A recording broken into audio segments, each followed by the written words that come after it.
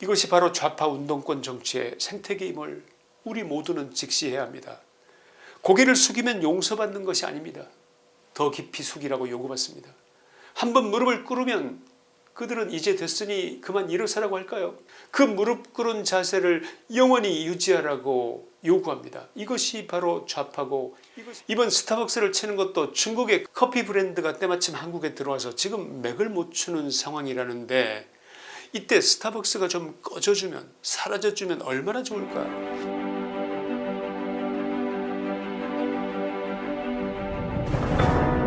미국 플로리다 팜비치 마라라고는 붉은 지붕 아래 야자수가 흔들리고 금빛 장식과 샹들리에가 번쩍이는 트럼프 권력의 사교장이 펼쳐져 있습니다.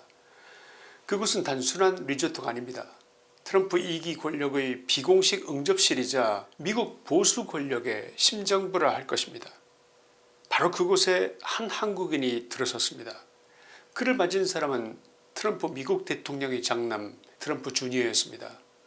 두 사람이 만나는 장면은 마치 친형제를 보는 것처럼 흐뭇함을 자아내는 광경이었습니다. 두 손을 맞잡고 따뜻한 눈빛을 나누고 가슴이 서로 맞닿는 그런 포옹을 했습니다. 여러분, 이 사람이 누군지 짐작하시겠습니다만 바로 정용진 신세계그룹 회장입니다.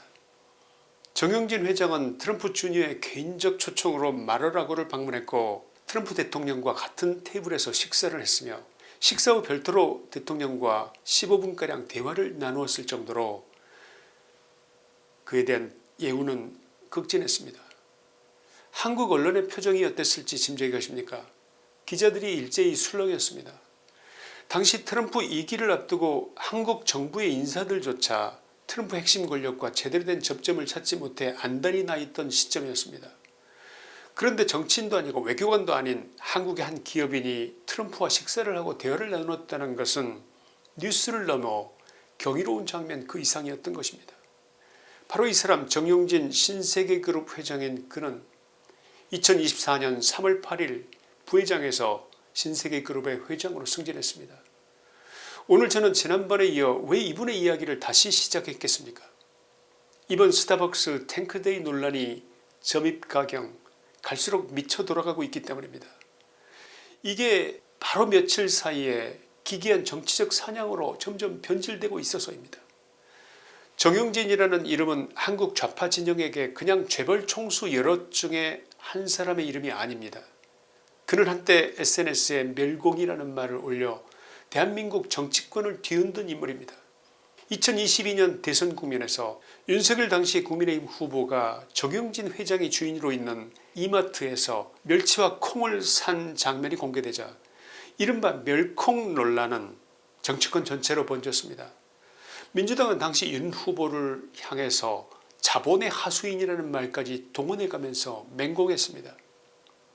당시 분위기는 이랬습니다.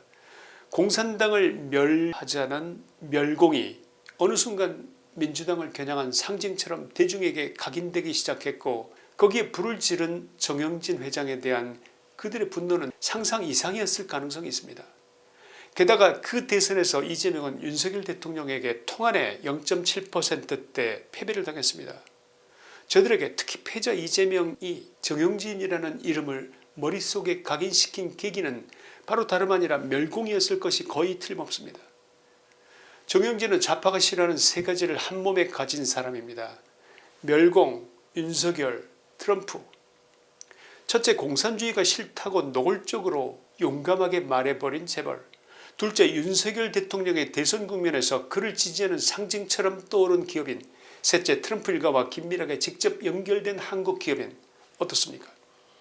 좌파 민주당의 눈에 이런 정용진 회장이 과연 어떻게 보였을 것 같습니까? 저는 이재명의 속마음을 단정하지는 않겠습니다만 좌파는 본래 자기들이 찍어둔 대상을 절대 잊지 않습니다. 공산주의자들의 목표물에 대한 공격과 선전선동이 늘 그랬듯이 말입니다. 오늘 공격하지 못하면 내일도 어렵다면 1년 뒤를 기다립니다. 표적의 약점이 드러날 때까지 숨어서 웅크리고 지켜보다가 공격할 수 있는 절호의 기회가 올 때까지 기다립니다. 그리고 어느 날 드디어 명분이 생기면 그때부터 총공세가 시작됩니다. 오늘 제가 다시 이 문제를 꺼낸 것은 스타벅스 탱크데이 사태를 계기로 저들의 총공세가 시작된 것이 분명해 보여서 그래서 여러분들에게 저들의 실체를 그리고 이번 사태를 좀 더 객관적으로 보실 수 있는데 작은 도움이라도 드리고자 해서입니다. 여러분 어쨌거나 일상적인 상식의 수준에서 보자면 스타벅스 대표와 이사들이 해임되고 사과도 했고 기업체 하나가 거덜이 날 만큼 뒤집어 놨으면 그쯤에서 멈춰야 되는 거 아니겠습니까? 그러나 5.18 유공자라는 사람들이 정용진 회장과 손정현 전 대표를 고발했고 서울경찰청 공공범죄수사대가 이 사건 수사를 시작했고 5.18 단체와 기념재단이 정용진 회장의 사퇴를 요구했습니다. 이런 진행 상황이 보고도 도저히 믿어지지가 않습니다. 이게 과연 정상적인 국가에서 일어날 수 있는 일이 맞나? 여러분 어떻게 생각하십니까? 한 기업이 잘못을 했으면 시장이 알아서 반응하고 응징하게 놔두면 될 일 아니겠습니까? 한 기업이 마케팅 하나를 잘못했다고 트집 잡아서 그 회사를 뒤집고 기업 회장을 그만두라고 공격하고 대통령이라는 자가 일개 기업의 마케팅 하나 갖고 법적 정치적 행정적 책임을 들먹이면서 전 국민을 향해서 이마트 신세계 스타벅스 전체 불매운동으로까지 이게 그렇게 키울 일인지 도대체 이 방송을 듣고 계시는 여러분 중에서 여러분 이게 이해되는 분이 계십니까? 이것은 단순히 한 기업의 마케팅 잘못에 대한 추궁이 아니라 오래전부터 마음에 들지 않았던 한 기업인을 향한 보복이다. 저는 그렇게 생각되는데 그게 아니라면 달리 저들의 기괴한 행동을 이해할 방법이 없어서 그래서 드리는 말씀인데 혹시 여러분의 생각은 어떠십니까? 첫째, 이번 사태의 본질은 광고 실수를 넘어 정용진이라는 우파의 상징을 향한 공격이라고 보입니다. 5월 18일 땡크데이 책상에 탁 그리고 그 광고 카피 하나가 스타벅스 코리아 대표 해임을 넘어 정용진 회장 사퇴 요구로 번졌습니다. 책임에는 원래 비례가 있어야 합니다. 실무자의 광고 기획물에 대한 검수 실패가 있었으면 그 라인에서 책임을 물으면 됩니다. 최고 경영진이 사과하고 재발 방지책을 내면 되는 겁니다. 그런데 어느 순간부터 이 사건은 스타벅스가 무엇을 잘못했는가가 아니라 정용진을 어떻게 칠 것인가로 바뀌고 있음을 제가 느꼈고 여러분이 느꼈고 많은 국민들이 지금 느끼고 계십니다. 그래서 지금 스타벅스가 줄을 서서 오히려 기다리는 것도 많다고 하지 않습니까? 우리 국민들이 이것에 대한 부당함을 스스로 느낀 것입니다. 이 대목에서 우리는 냉정하게 물어야 합니다. 왜 정용진입니까? 왜 회장이 사퇴해야 하는 것입니까?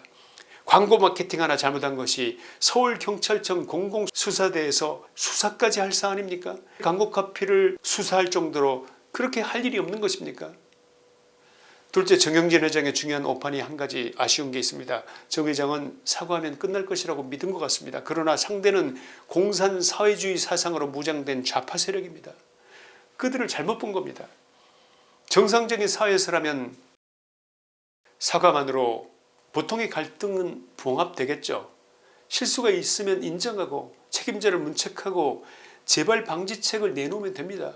그것이 기업의 상식입니다. 세상의 상식입니다. 그러나 지금 이 나라는 이재명이 앉은 다음 지금까지 한 번도 본 적이 없는 그런 나라의 모습이 되고 있지 않습니까? 좌파들의 때법의 세계에서는 저들의 계산 방식이 다르다는 것을 알았어야 하는데 정용진 회장은 그것을 놓치고 있습니다. 그들에게 있어서 상대의 사과는 용서와 화해의 마침표가 아닙니다. 그것은 네가 스스로 잘못을 인정했으니 이제 더 내놔라. 이런 백지 청구서입니다. 저들에게 있어서 사과는 봉합이 아니고 자백이 됩니다. 저들에게 있어서 자백은 더 큰 요구의 근거가 됩니다. 그리고 그 요구는 결코 끝나지 않습니다. 사실상 삥뜯기가 시작된 것입니다. 정용진 회장은 빨리 사과했습니다. 대표를 잘랐습니다. 임원도 정리했습니다. 그러나 사태가 멈췄습니까? 아니었습니다. 오히려 더 커졌습니다. 회장 사퇴 요구가 나왔습니다. 고발이 나왔습니다. 수사가 나왔습니다. 불매운동이 나왔습니다.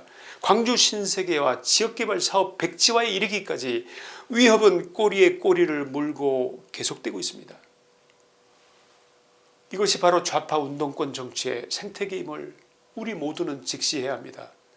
고개를 숙이면 용서받는 것이 아닙니다. 더 깊이 숙이라고 요구받습니다. 한번 무릎을 꿇으면 그들은 이제 됐으니 그만 일어서라고 할까요? 절대 그렇게 하지 않을 자들입니다. 그 무릎 꿇은 자세를 영원히 유지하라고 요구합니다. 이것이 바로 좌파고 이것이 바로 좌파의 생태입니다. 과거를 보십시오.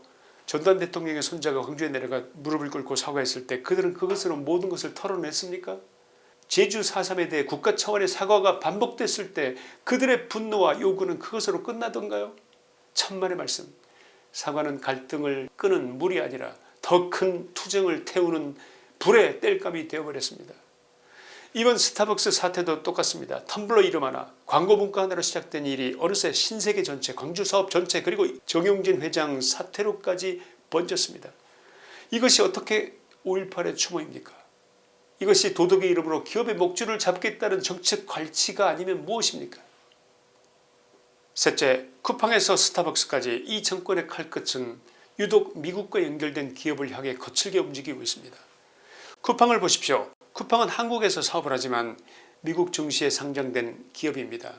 그런 쿠팡을 향해 이재명은 개인정보 유출 사태를 이유로 회사가 망한다는 생각이 들 정도로 제재해야 한다, 이런 취지의 말을 했습니다. 스타벅스도 보십시오. 스타벅스 코리아의 모 회사는 미국입니다. 국민이 느끼는 스타벅스는 미국 브랜드입니다. 미국 시애틀에서 시작한 미국적 라이프 스타일을 상징하는 글로벌 브랜드입니다.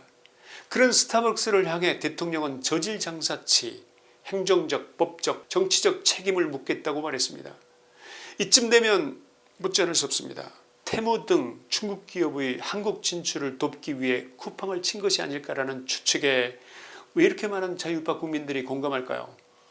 이번 스타벅스를 치는 것도 중국의 커피 브랜드가 때마침 한국에 들어와서 지금 맥을 못 추는 상황이라는데, 이때 스타벅스가 좀 꺼져주면, 사라져주면 얼마나 좋을까? 이게 중국 기업들의 생각일 텐데 왜 하필 이때 이재명이 나서는 것인지 여러분 암만 생각해도 궁금하지 않으십니까? 우연이라고 보기에는 너무나 필연적인 느낌이 들지 않으시냐는 것입니다. 왜 중국 앞에서는 한없이 신중하고 행여 중국의 심기를 건드릴까 조심하는 사람들이 미국 기업과 미국 브랜드 앞에서는 왜 이렇게 과감하고 용감하고 험악해지는 것입니까? 정영진 회장도 무조건 사과한다고 끝나는 것이 아님을 알아야 합니다. 필요하면 맞고발도 해야 합니다. 정 회장은 사실과 의도를 분리해서 실수를 인정하되 악의적 프레임에는 단호하게 맞서야 한다. 저는 그렇게 말씀을 드립니다. 부주의는 사과하되 역사 모독이라는 낙인은 거부해야 합니다. 사과하더라도 백지 청구서에 서명하듯이 그렇게 해서는 안 됩니다. 한번 프레임을 내주면 그 다음부터는 끝없이 삥을 뜯기게 돼 있기 때문입니다. 결론입니다. 정용진을 좋아하느냐 싫어하느냐의 문제가 아닙니다. 스타벅스를 편드느냐 쿠팡을 감싸느냐의 문제도 아닙니다. 문제는 대통령의 권력이 어디까지 기업 위에 올라탈 수 있느냐입니다. 정용진을 친 진짜 이유, 그 답은 스타벅스 안에만 있는 것이 아닙니다. 그 답은 쿠팡과 스타벅스를 향한 공개적인 분노의 표출 속에, 그리고 멸공이라는 두 글자를 두고 벌어진 좌파의 오랜 적개심 속에도 있습니다. 그리고 미국 기업과 미국 브랜드를 유독 거칠게 다루는 이 정권의 이상한 방향감각, 그 속에도 있습니다. 대한민국은 먹이 사냥에 나선 사냥꾼과 사냥개들만 득식을 한 나라가 됐습니다. 이 수준 낮은 것들에게 지배되지 않으려면 우리 온 국민이 일어나 이 진실을 알리고 외쳐야 한다고 생각되지 않으십니까? 혹시라도 그들을 마주치면 이렇게 말해야겠습니다. 이 기본조차 안 돼 있는 것들. 김치환의 시사이다였습니다. 감사합니다.